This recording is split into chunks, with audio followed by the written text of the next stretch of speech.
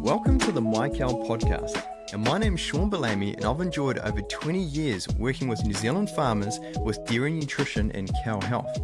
Now, a special thank you goes out to Advanced Nutrition as our primary supporter. The focus of this podcast is to be a vehicle for delivering relevant insights to dairy farmers and ag professionals, all to help drive cow efficiency and farm business profitability, because stronger businesses are more sustainable and help to build stronger communities. Hey everyone, welcome to the My Cow Nutrition Podcast. We're usually on video on Facebook and Instagram, different places, but yeah, I thought we'd try something new, something that's a little bit more palatable in the tractor or getting the cows in or whatever else. But yeah, what are your thoughts about the podcast, mate? Yeah, I'm excited to have some good information coming through in a way that farmers can actually listen to it, because we're often, pretty mentally bored but physically busy. So, and we don't really like to have our phones out in front of our staff and, other team and stuff as well, because it sort of breeds a bit of a bad culture. So being able to just put some pods in and hammer away at the tractor or go out fencing or, do a plate meter on the farm and pick up knowledge as well would be pretty cool, I reckon. We'll do our best to deliver something to you guys that's useful. My passion is taking science and working with farmers to find, really cool solutions for, on-farm issues. How do we consistently feed our cows? How do we fully feed our cows? How do we increase the amount our cows will actually eat? Like all these sort of things, and try and package them in a practical way. And yeah, I think you're good at saying, mate, calm down on the science, wind it back a bit, and let's sort of repackage this in a way that makes sense. Yeah, 100%. I think also like the beauty of having a podcast is people can watch it in time, whereas it's quite hard to watch anything on social media just with the amount of ads that are popping up and the algorithm and whatnot, whereas through a podcast someone might be coming into mating and they'll be able to have a listen to a podcast pre-mating from you and I based on a lived experience, as well as all of your knowledge that you've gathered over the years, and all in one place. I'm looking forward to it, Shaun. Yeah, cool. Yeah, and live knowledge. I like that, because it's cool for me to get out of my little office cubicle and actually experience what's happening on farm through you as well, which is really cool. So you can try out these techniques and tell me what works and what doesn't. So that's awesome. Yeah, and any feedback anyone's got, please chuck any messages up. We love interacting with farmers. That's obviously my major passion, as well as getting out on farm and helping people solve issues. So any feedback or anything you want to post, definitely chuck that up, because it helps give us guidance. So today, what we want to hit is a series I've actually been doing some webinars on, but it's a series called Setting the Cows Up for Success. So the first part of that is cow condition. So I would preface that and say cow condition is pretty much like the temperature gauge in a car. If it's in the right range, everything's going well. If cow condition is not right, the wheels are really starting to fly off. And so, yeah, I don't know. What do you think about cow condition, mate? Yeah, I think it's something that probably we as farmers, we know a fat cow and skinny cow, but learning how much it affects an animal at key times of the year, we could probably learn a bit more on. Tell our staff and whatnot, we need to fatten the gills up leading into dry off, and so we can carve down at a good condition score, and giving a little bit of depth behind the why, I think is going to be important. Cool. Oh, well, we'll have a crack at it and see see what we can pull out. Today there's 5 key points I wanted to knock out, and so the first one is why is cow condition important? So we already started unpacking that, which is cool. And number 2 is sort of what's happening with cow condition through the season. Then we'll have a bit of a look at is cow condition just fat on the cows, which I think will be a really interesting part of the discussion. Then we're going to have a look at when we should start thinking about condition in the cows, and then how do we actually rebuild that condition. So we'll pick through that and see where the discussion goes. But to kick it off, I talked a little bit about the temperature gauge in the car, but the other thing that cow condition is, or the key element to cow condition is, it is the reserves for the cow. So it's not just energy reserves, it's actually energy and protein reserves in the cow. And so, one of the key points to that is rebuilding it is really important, but monitoring it is really important as well. And so, Obviously, there's a few dynamics around cow condition through the season. So you want to calve at really good conditions. You want to calve it around that sort of 4.8 to 5.2 condition score in New Zealand. And we really don't want to drop any more than about zero 0.4 of a condition score at calving. But then how quickly the cow recovers post-calving. So you want her to start putting condition back on within 20 to 30 days post-calving. Then we want to get her right back up to 5 at about a month out from calving, or 4.8 to 5.2 is aim. So, yeah, there's quite a bit going on with cow condition. Do you guys do regular condition scores through the season, or how do you sort of manage cow condition? Yeah, we do one every month. We'll go down and score the cows and sort of go through sort of 50 or 60 animals and score them as we walk through the herd of, say, 500. So we're only doing sort of 10% of the herd at any one time, but just picking every sort of 10th cow as we're walking around with the consultant. So currently, this time of the year, so we're coming on just about April. Cows are sitting at about, I think we measured them yesterday, 4.5 at the moment. 4.5, 4.6 was the average for our herd. So we still got another 70 days left until dry off, and we want to put on a 0.1 of a condition before then, hopefully. Yeah, cool. So you want to dry off around that sort of 4.7 ish. Yeah, average? 4.7. Yep. Yeah, that's what our consultants advised. Yep, cool. And then another probably 0.3 over the winter, maybe. That's the one. Yeah, we've sort of got about 6 weeks to put on 0.3 of a condition for our early calving cows. So we're starting to prioritise those girls' condition to be drying off at about 4.7. Those early calving cows. Mm-hmm. So yeah, just aiming for that. Nice. Yeah, doing a score every month, I really like that. One of the thoughts I had the other day when I was doing the webinar actually is I think we should be training our staff to watch cow condition like we watch milk production. So we're always about fully feeding the cows, right? Because a fully fed cow is a productive cow, giving good feed conversion efficiency, so on and so forth. But I think we should be watching cow condition just as closely, where every day the guys are getting the cows in, they're milking the cows. I think training your staff to be able to watch the cows for any condition loss, I think is super useful. Because you get a pretty good feel for your cows, seeing them every day, and you're like, 100%. it looks like they're just, like the farmers I talk to, they always know. I'll see it in the milk data, I'm like, your cow's losing a bit of condition, and they're like, no, we've seen that over the last 3 or 4 days, or whatever it might be. Do you find that? 100%. Yep, 100%. Especially when you're milking the cows, like seeing them from the back end all the time. I think one thing that's good to do as well is actually get off farm and see another farm every month or every 2 to 3 weeks, just to get a bit of perspective on how your cows are actually looking. You can sort of come back to your herd and think maybe we are a bit light, or our cows are actually looking better than I thought. Yeah. Cool. Yeah, I like that. Yeah, we'll talk a bit more in the podcast about automated body condition scoring technology, which I think will interest you, and also walkover scales where we weigh the cows every day and different things. Because honestly, I think body condition is something we actually don't measure. Or there's a lot more performance to be gained on farm by monitoring it closer.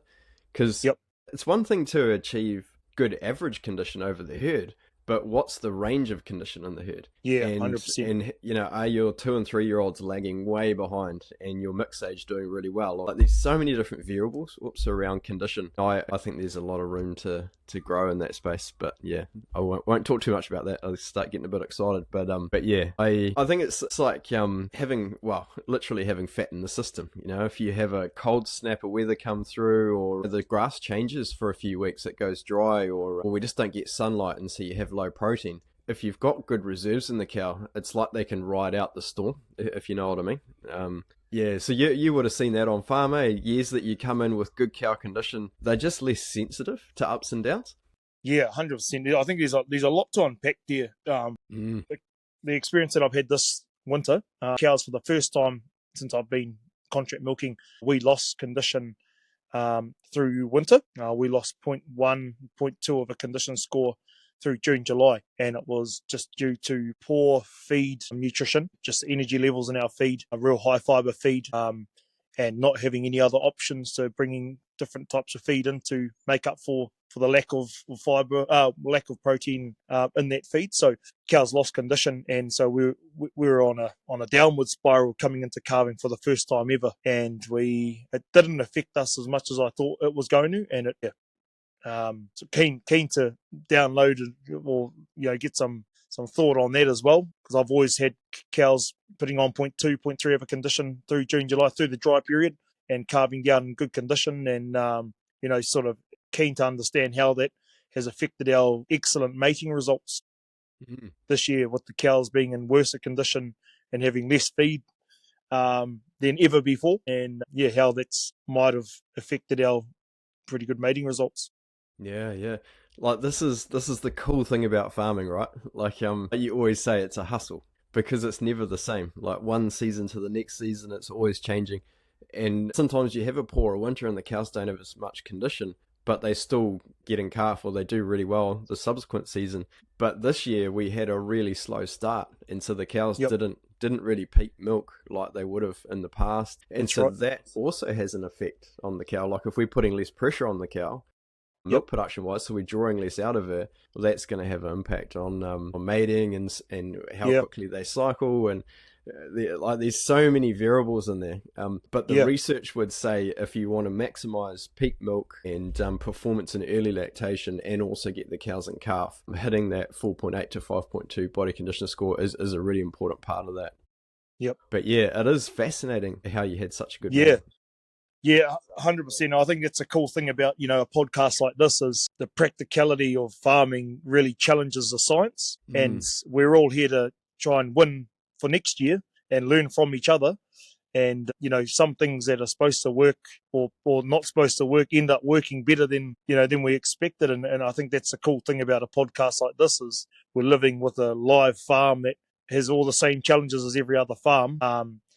And right up to the play with science with your profession, and we're just challenging it. It's good conversation. Absolutely. It's like you're breaking all the rules, so now we need to figure out why. Why are you getting away with it? It's awesome. Yeah. Where's the gold in there, eh? Yeah. Yep. Because we just had our on-farm business meeting yesterday, and out of the consultants' farms that he looks after, all of the ones that got salmonella through this tough winter that we had all had exceptional mating results. Wow. So we all jabbed for Salvexin B, I'm assuming, during calving, which is a big no-no. Puts a lot of pressure on the cows. Cows' milk production, it affected the cows' milk production probably by 0.2 of a milk solid during their peak or during the rising plane. And all of a sudden we had these cows that are, pretty metabolically sound, conceiving in the first and second heats. Yep. Yeah, interesting, eh? We've had some quite decent conversations around this, which is cool, and it gives me a little bit more to work from. But again, that rising plane, I think is really important. I think you hit the rising plane of nutrition at just the right time, and at the same time, the milk pressure came off the cows a bit. So there's in my experience, and this is purely from a nutritional angle.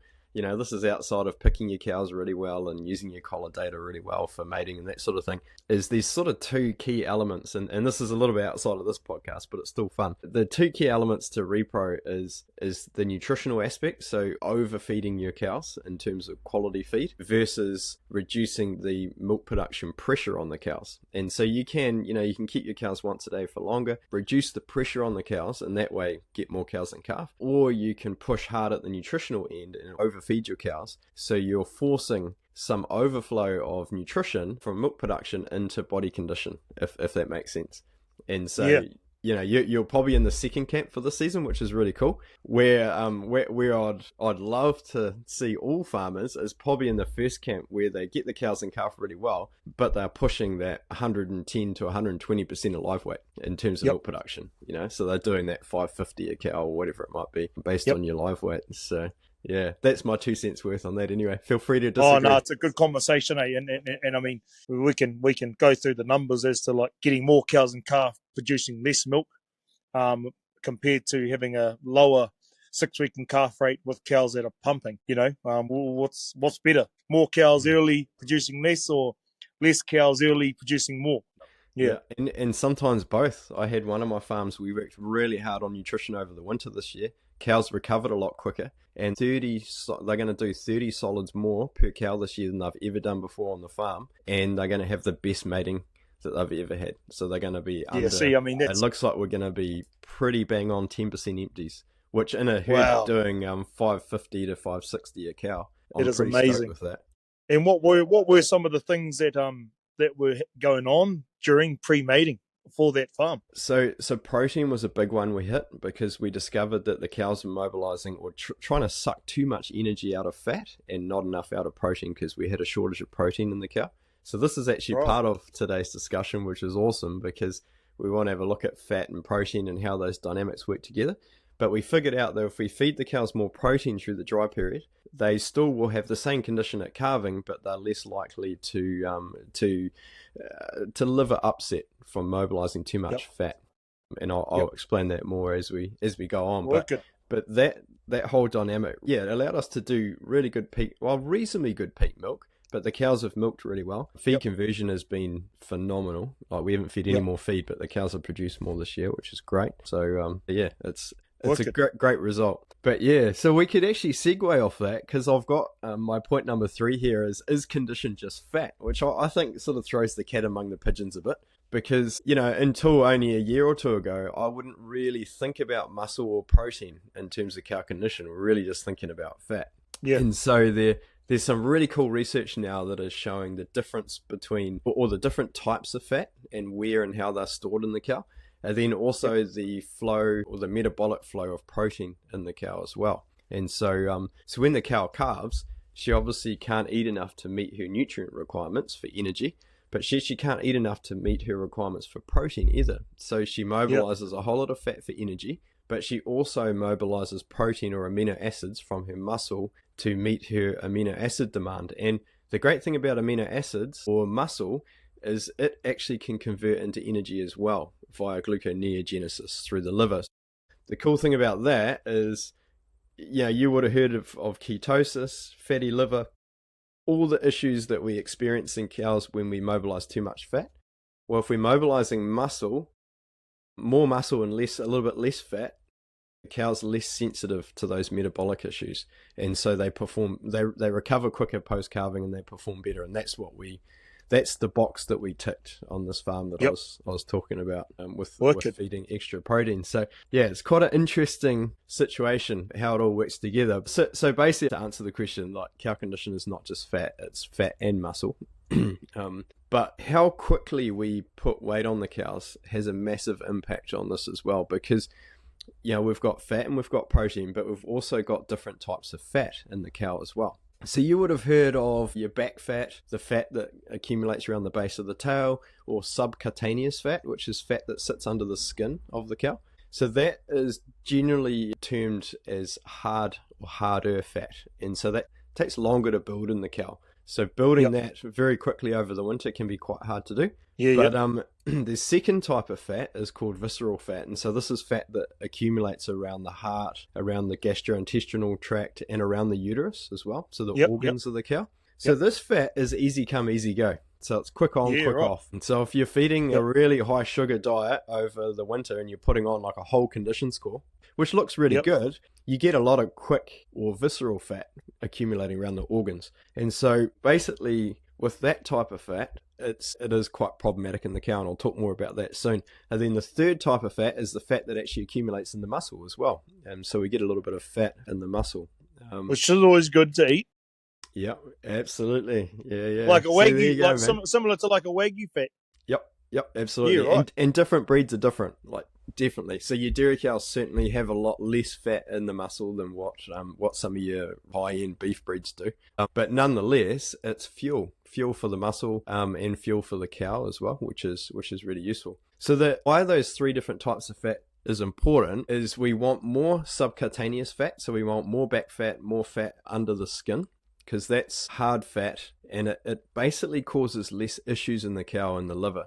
Whereas visceral fat that's put on very quick and it comes off really quick, that causes a lot more issues. So you get a lot more ketosis, a lot more fatty liver and that sort of thing. Yep.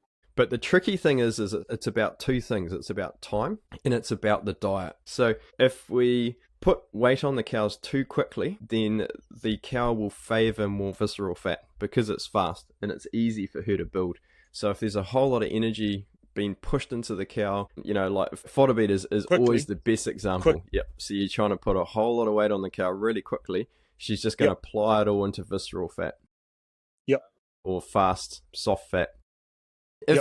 right now you're like, exactly like you were saying, look, my cows are point 0.1, point 0.2 of a condition score behind. I'm going to start feeding them a little bit more now to try and get a little bit Yep. of weight on them before dry off. If you Yep. start that process early and you put Yep. weight on over a longer period of time, so your autumn and also your winter period, Yep. or your late Yep. lactation and dry period, you're going to get a lot more subcutaneous fat because Yep. the cow will favor that over the visceral because you're putting it on over a longer period of time. Now, the great thing about that is the cow that has high visceral, low subcutaneous fat will look exactly the same as the cow that has high subcutaneous fat and lower visceral, but there's a big difference in how they perform. So a cow with higher subcutaneous fat will perform a lot better post-calving than a cow with high visceral fat. So I know it's quite So complicated. just to clarify, a cow that's quickly fattened has high visceral fat, and she will perform worse than the cow who's built fat over time. Is that right? Yep, that's exactly Just to right. clarify.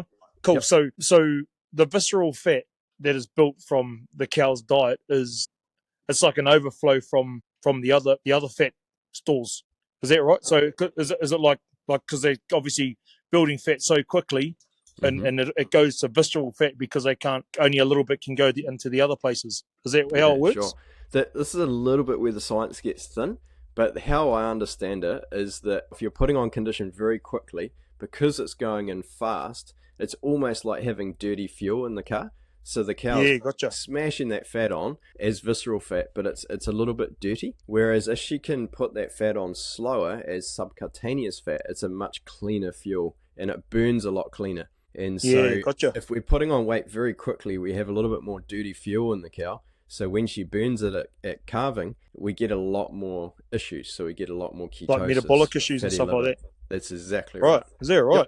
Yep, because get ketosis in the liver, because of this dirty fuel, like basically fat overload, actually upsets calcium in the cow as well. And so that's it will actually trigger calcium or hypocalcemia down a cows, basically. Yeah. So if your cows are subclinically ketotic, so that they're not going down with ketosis, but they're subclinically ketotic, so that there's a build-up of ketone bodies, they're a lot more susceptible to hypocalcemia than a cow that's not. So, all these things come into play. Like, you don't necessarily see all the clinical effects, but if you're wanting to go from sort of 450, 480 a cow up to 550, 580 a cow and get improved calving recovery, better peak milk, get your cows in calf quicker, and do better feed conversion efficiency, these sort of things become more and more important as you go on that journey, if that makes sense. It's worth understanding, because, I mean, as a farmer, like, we all sort of rely on the down period where the cows aren't producing milk to put weight on cows, but knowing that can be not work in our favour is quite important for us to know. I think fodder beet took a lot of blame. Like, I know that a lot of farmers in New Zealand are moving away from fodder beet because of some of the issues that have been had with transitioning and whatnot. Well, I think we sort of just threw fodder beet under the bus, and it was all because of fodder beet. But I think that the way that we were managing cow intakes with fodder beet, not only with transitioning on and transitioning off, but it all starts making sense when you start thinking about where that fat's being applied. We sort of crash dieting on and crash dieting off when we first started into farms in New Zealand. Yeah, I think it's quite interesting, especially knowing like now we probably could use with a bit more fat going onto the cows in sort of the last 70 days of lactation on the end of the season, and sort of not put as much on during June, July, or whenever farms are drying off, have less of an impact to cows when they start melting during calving, Absolutely.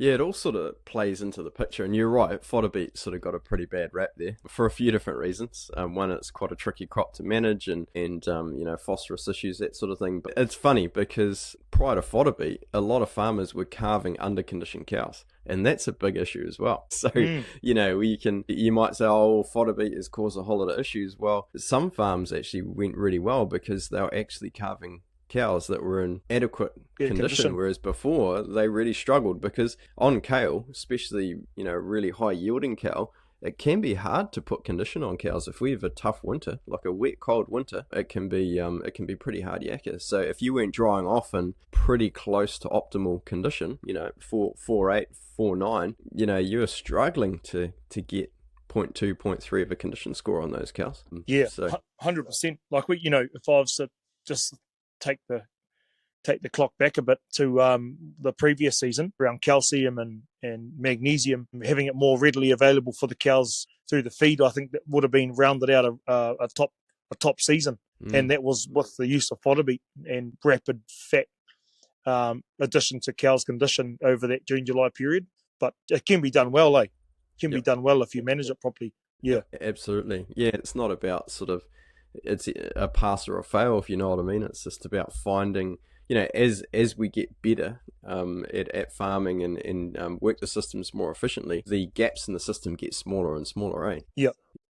An improvement's an improvement, eh? And we don't want to make the conversation about fodder beet itself. It's more so just something that we've used in the past. Yep, absolutely. No, I'm not anti-fodder beet. It's actually quite a useful tool as long as it's used the right way. And that would be another podcast as well. Yeah, 100%. How we use fodder beet. Because got some good chats about that.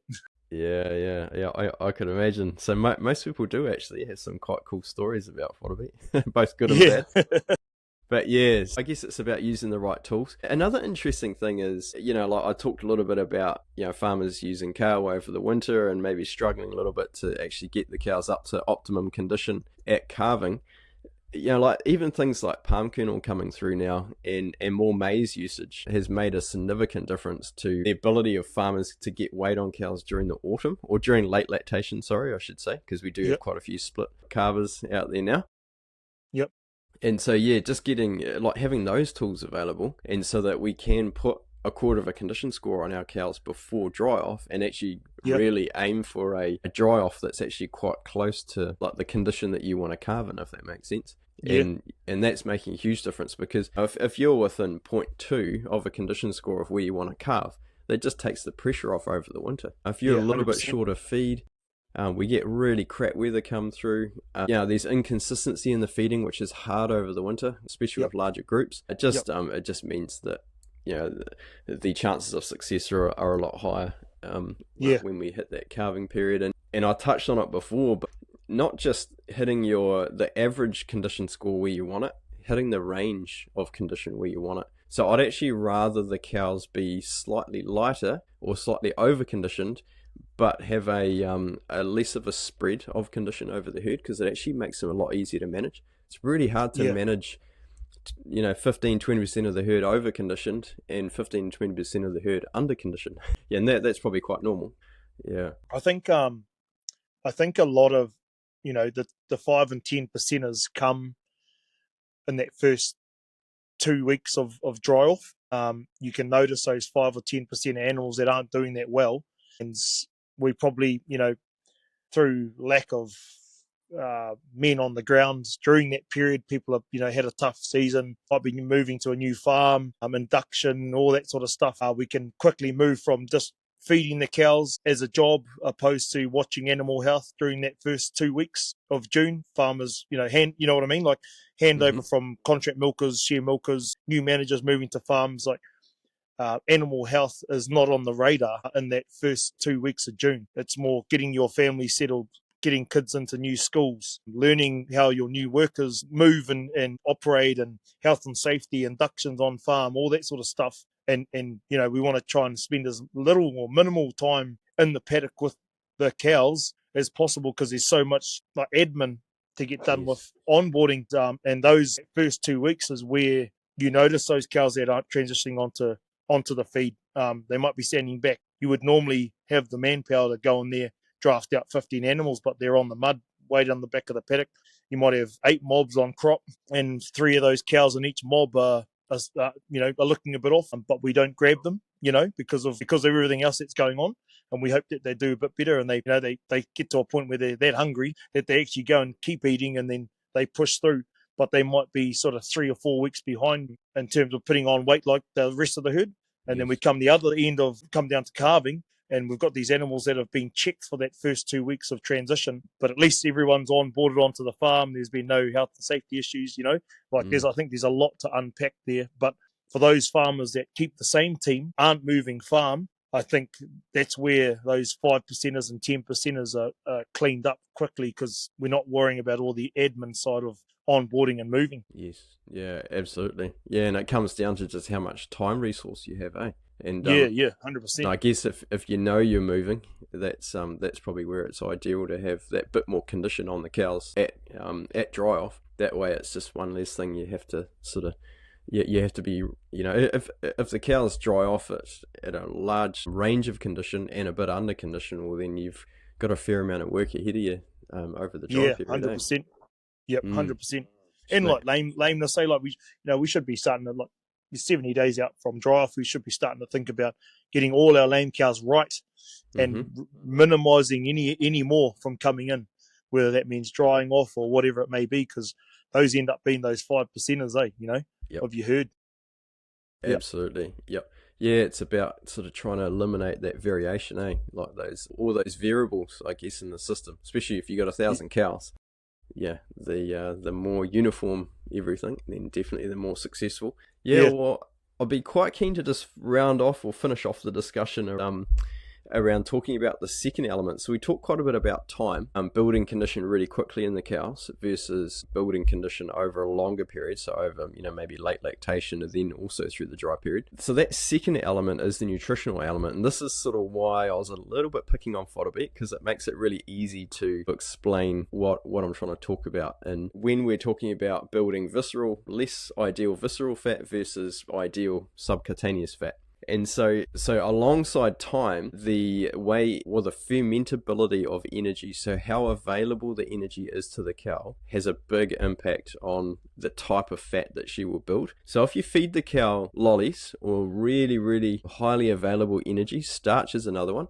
So if you're way behind at dry off, and so you're like, I'm going to catch these cows up, I'm going to feed them a palm kernel and DDG blend, I'm going to feed them fodder beet and a bit of straw or something like that, or even baleage. If you're having to put a whole condition score on those cows, feeding high quality feeds over the dry period, that cow's going to build more visceral fat and less subcutaneous fat. And so the reason for that is because the flow of energy is so high that she's parking it into less more visceral or less clean energy, if that makes sense. Dirty fuel. So that, unfortunately, you generally will pay for that at calving. So if you can feed more fiber-based energy, your silages, like high cover pasture, baleage, that sort of thing, and put condition on that way, the cows are going to be more inclined to put on subcutaneous fat and less visceral fat. But if you're going more soluble sugar and more starch, highly fermentable energy, then they're going to put on more visceral and less subcutaneous. So it is quite an important thing to think about when you're designing your winter feed, and you know how much weight you need to put on the cows, and sort of work backwards from there. So hopefully some of this information has been useful. Definitely feel free to give us any feedback, any thoughts, anything else you want to talk about. And thanks heaps for rounding out the discussion, mate, and hopefully it hasn't been too laborious to get down to the nitty gritty. No, it's been awesome, mate. As a farmer, there's so many questions to everything. And I think for us that are watching, us farmers out there that are watching, you guys will have plenty of questions. And the only way podcasts like this get interesting is by answering questions that you have. So be sure to fire them through. Shaun will read and reply to every comment. And if there is a good question coming through, we'll chuck it in the next podcast and address it, because these podcasts aren't about us. They're about you as a viewer. I'm just trying to give you a bit more insight into what we do every day, and then with Shaun being on the podcast and giving the science behind it. So it's been awesome to be on, Shaun. Look forward to the next one. Absolutely, it's certainly something we want to roll out as regular as we can. So, and thanks heaps for your time too, mate. I really appreciate it. It's I don't know if I talked about it much at the start, but we've really enjoyed the last few years working with you guys, and I just enjoy being on farm, having conversations with you. I think we both get a bit excited about farming and how it all fits together. So it's well, I'll tell you what, we're going to a top farm come 1st of June 2025. So I'm awesome. Looking forward to showing you around the new farm and really starting. It's a type of farm we can cross the T's and dot the I's. I'm looking forward to getting back on the tools 24/7. I've been working hard on designing a level 3 NZQA qualification in our app as well.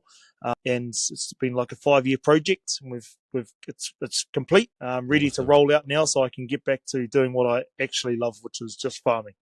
Yeah, well done, man. That's no easy feat. So good on you, man. Yeah, we're developing an app at the moment as well around giving farmers nutritional insights, which we'll talk more about in later podcasts. But I know what it's like, mate, developing these things and getting them out there. It's hard work, but it's a labour of love though. So, but 100%. yeah, I'm looking forward to that new farm definitely because yeah, we'll be able to showcase some of these things actually on farm and dig a bit deeper into the practical and exactly what we're seeing. So yeah, good fun. Awesome. See you guys in the next podcast. Cheers, Shaun. Will do. Cheers, guys. Bye.